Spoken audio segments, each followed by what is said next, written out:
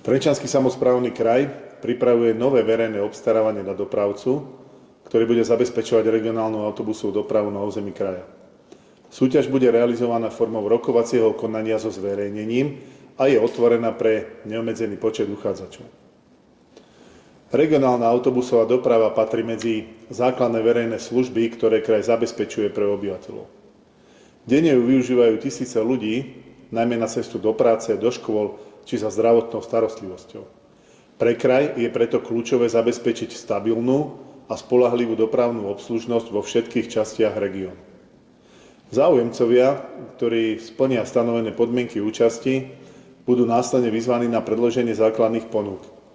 O tých bude kraj s jednotlivými uchádzačmi rokovať.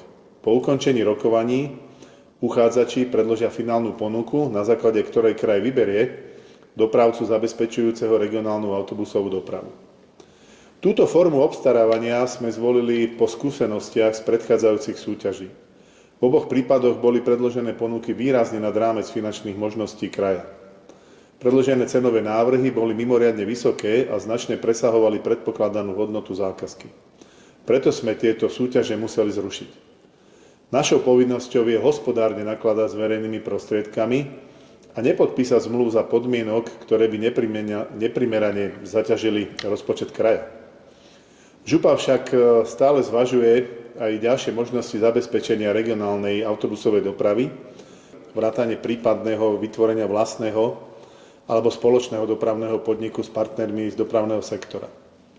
Cieľom kraja je nastaviť transparentné, ekonomicky udržateľné a dlhodobo stabilné podmienky poskytovania dopravných služieb vo verejnom záujme tak, aby bola regionálna autobusová doprava v kraji spoľahlivá, dostupná a kvalitná pre všetkých obyvateľov. V minulosti kraj vyhlásil už 2 verejné obstarávania na dopravcu regionálnej autobusovej dopravy, ktoré však musel zrušiť. Pri druhom v poradí, ktoré bolo zrušené v apríli 2025 dokonca, predložené ponuky presiahli predpokladanú hodnotu zákazky o viac ako 100 miliónov eur. Ak by kraj pristúpil na takéto ponuky, znamenalo by to výrazné a dlhodobé zaťaženie verejných financií. V takom prípade by museli byť značne obmedzené výdavky v iných oblastiach, ktoré kraj zabezpečuje pre obyvateľov, napríklad v oblasti stredného školstva, sociálnych služieb alebo regionálneho rozvoja. Preto sme pristúpili k zrušeniu súťaže a k príprave nového obstarávania. Trenčiansky samosprávny kraj zároveň očakáva, že do nového verejného obstarávania sa zapojí širší okruh dopravcov ako v predchádzajúcich súťažiach, kedy pre každú z oblastí predložili ponuku len 2 dopravcovia.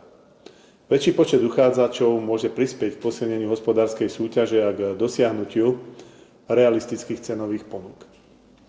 Rokovacie konanie so zverejnením umožňuje viesť s uchádzačmi odborný dialog o parametroch poskytovaných služieb, technických požiadavkách či ekonomických podmienkach zabezpečovania samotnej dopravy. Tento postup vytvára priestor na dosiahnutie realistických a ekonomicky udržateľných ponúk pri zachovaní férovej a transparentnej hospodárskej súťaže medzi dopravcami a tento postup odobril aj samotný úrad pre verejné obstarávanie.